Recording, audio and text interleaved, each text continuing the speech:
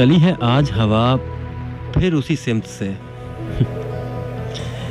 लगता है उसने आज मुझे याद किया होगा। गए दिनों में खुद को बहाकर उसने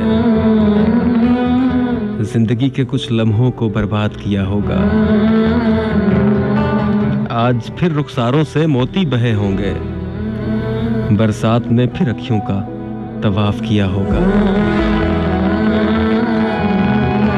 वफाओं को आज एक नई शिकस्त मिली होगी, रुस्वा खुद को उसने सरेआम किया होगा। एक मेरा यार तन्हाइयों में यूं ही उलझकर जफाओं से यही यार खुद को उसने एक नया अजाब दिया होगा। वही मेरा सच।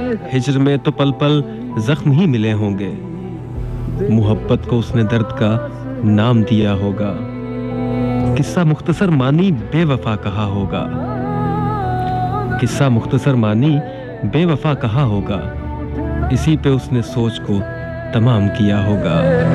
हम बस सीखे यारी